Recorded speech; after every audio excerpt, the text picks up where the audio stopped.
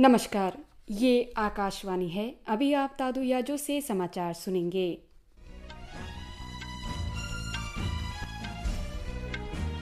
पहले मुख्य समाचार।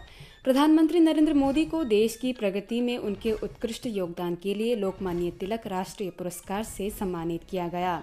पटना उच्च न्यायालय ने बिहार सरकार द्वारा कराए जा रहे जाति सर्वेक्षण को सही ठहराया। सिद्धू मूसेवाला हत्याकांड के मुख्य आरोपी सचिन बिश्नोई को बाकू, अजरबैजान से भारत प्रत्यर्पित किया गया। संयुक्त राज्य अमेरिका ने मालदीव के 20 व्यक्तियों और 29 कंपनियों पर प्रतिबंध लगाया। भारत और वेस्ट इंडीज के बीच सीरीज का निर्णायक तीसरा वनडे मैच आज शाम तरोबा त्रिनिडेड में खेला जाएगा। अब समाचार विस्तार से। प्रधानमंत्री नरेंद्र मोदी को देश की प्रगति में उल्लेखनीय योगदान के लिए लोकमान्य तिलक राष्ट्रीय पुरस्कार से सम्मानित किया गया है। आज तीसरे पहर पुणे में आयोजित समारोह में उन्हें ये पुरस्कार दिया गया। इस अवसर पर श्री मोदी ने कहा कि वे देश के स्वतंत्रता आंदोलन के अग्रणी नेता लोकमान्य तिलक के नाम से जुड़े पुरस्कार को पाकर सम्मानित महसूस कर रहे हैं। प्रधानमंत्री ने कहा कि लोकमान्य तिलक ने स्वतंत्रता आंदोलन की दिशा बदल दी थी और अंग्रेज उन्हें भारतीय असंतोष का जनक मानते थे। श्री मोदी ने कहा कि लोकमान्य तिलक में ये बेजोड़ क्षमता थी। उन्होंने वीर सावरकर जैसे युवा और प्रतिभाशाली स्वतंत्रता सेनानियों की पहचान की। इससे पहले प्रधानमंत्री ने डगुशीत मंदिर में दर्शन और पूजा अर्चना के साथ अपने पुणे दौरे का शुभारंभ किया। बाद में श्री मोदी ने मेट्रो ट्रेनों को हरी झंडी दिखाकर रवाना किया। इसके साथ ही पुणे मेट्रो चरण 1 के 2 कॉरिडोरों पर सेवाएं शुरू हो जाएगी। प्रधानमंत्री पीनपड़ी चिंचवाड़ नगर निगम के अंतर्गत कचरे से ऊर्जा संयंत्र का उद्घाटन भी करेंगे। सबके लिए आवास के मिशन की दिशा में आगे बढ़ते हुए श्री मोदी पीसीएमसी द्वारा प्रधानमंत्री आवास योजना के अंतर्गत बनाए गए 1280 से अधिक मकानों का लोकार्पण भी करेंगे। मणिपुर हिंसा के मुद्दे पर आज संसद के दोनों सदनों की कार्यवाही बाधित है।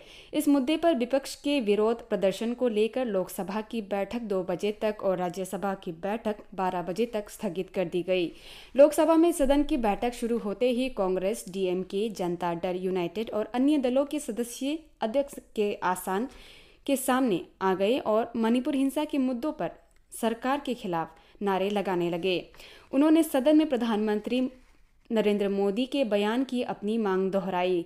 शोर शराबे के बीच लोकसभा अध्यक्ष ओम बिरला ने प्रश्नकाल के दौरान सदन की कार्यवाही चलाने का प्रयास किया, लेकिन वे ऐसा नहीं कर पाए। बाद में सदन की बैठक 2 बजे तक स्थगित कर दी गई। राज्यसभा में सभापति जगदीप धनखड़ ने विपक्षी सदस्यों द्वारा रखे गए स्थगन नोटिसों का हवाला दिया। कांग्रेस, टीएमके, डीएमके, आरजेडी, वामपंथी और अन्य दलों ने मणिपुर मुद्दे पर नियम 267 के तहत तत्काल बहस कराने की मांग की। सभापति ने कहा कि वे नियम 176 के तहत अल्पवादी बहस की अनुमति पहले ही दे चुके हैं। उन्होंने सदस्यों से नारेबाजी बंद करने का अनुरोध किया, लेकिन शोर शराबा गुल जारी रहते सदन की बैठक 12 बजे तक स्थगित करनी पड़ी। पटना उच्च न्यायालय ने बिहार सरकार द्वारा की जा रही जातिगत जनगणना को सही ठहराया है। मुख्य न्यायाधीश के विनोद चंद्रन और न्यायमूर्ति पार्थ सारथी के पीठ ने जाति आधारित जनगणना को चुनौती देने वाली विभिन्न याचिकाओं पर आज फैसला सुनाया। जनगणना 2 चरणों में की जानी थी। पहले चरण के अंतर्गत जनवरी में राज्य सरकार ने इसकी प्रक्रिया शुरू की थी। जनगणना का दूसरा चरण 15 अप्रैल को शुरू हुआ, जिसमें लोगों की जाति और सामाजिक आर्थिक स्थितियों से संबंधित आंकड़े इकट्ठे करने पर ध्यान केंद्रित किया गया। पूरी प्रक्रिया इस साल मई तक पूरी करने की योजना थी, लेकिन 4 मई को उच्च न्यायालय ने इस जाति आधारित जनगणना पर रोक लगा दी थी। आयकर विभाग ने कहा है कि अभी तक 6.5 करोड़ से अधिक आयकर रिटर्न भरे गए हैं। कल शाम 6 बजे तक 36,91,000 रिटर्न भरे गए। आयकर विभाग ने बताया कि कल ई फाइलिंग पोर्टल पर 1,78,00,000 लॉगिन किए गए। विभाग ने एक ट्वीट करके 6,50,00,000 रिटर्न दाखिल करने की उपलब्धि हासिल करने पर करदाताओं और उससे जुड़े पेशेवर कर्मचारियों के प्रति आभार व्यक्त किया है। विभाग ने उन सभी लोगों को मूल्यांकन वर्ष 2023-24 के लिए रिटर्न भरने की अपील की है जिन्होंने अभी तक ये काम पूरा नहीं किया है। केंद्रीय कृषि और किसान कल्याण राज्य मंत्री कैलाश चौधरी ने कहा है कि सरकार देश में प्राकृतिक खेती को और बढ़ावा देने के लिए प्रतिबद्ध है। लोकसभा में प्रश्नकाल के दौरान एक पूरक प्रश्न का उत्तर देते हुए उन्होंने बताया कि देश में 2014 से 12 लाख हेक्टेयर की तुलना में अब 59 लाख हेक्टेयर क्षेत्र में प्राकृतिक और जैविक खेती हो रही है। उन्होंने ये भी कहा कि प्राकृतिक खेती के कारण देश में कीटनाशकों का उपयोग भी घट गया है। वैज्ञानिक और औद्योगिक अनुसंधान परिषद के महानिदेशक डॉक्टर एन कलाई सेल्वी ने देश में स्टार्टअप्स को दीर्घकालिक सहायता सुनिश्चित करने के लिए व्यापक स्तर पर टेक्नोलॉजी स्केल अप कॉरिडोर बनाने की आवश्यकता पर बल दिया। आगामी वर्षों में भारत को विकसित बनाने की आवश्यकता पर बोलते हुए उन्होंने कहा कि CSIR ने ऐसे आधिकारिक गलियारे बनाने का प्रस्ताव रखा है ताकि जन समुदायों के लिए प्रौद्योगिकी तैयार करने के लिए स्टार्टअप को लंबे समय तक मदद मिल सके। कोशिकीय एवं आणविक जीव विज्ञान केंद्र CCMB में आज सुबह एक सप्ताह एक प्रयोगशाला पहल का उद्घाटन करते हुए महानिदेशक ने कहा कि वैज्ञानिक और औद्योगिक अनुसंधान परिषद के अंतर्गत आने वाली सभी प्रयोगशालाओं को एक दूसरे के साथ हाथ से हाथ मिलाकर काम करना चाहिए। उन्होंने ये भी कहा कि छात्रों और उद्योग जगत सहित सभी हितधारकों को हैदराबाद में प्रयोगशाला का दौरा करना चाहिए। इन प्रयोगशालाओं में इस अवसर पर इनके शोध कार्यों को प्रदर्शित किया गया है।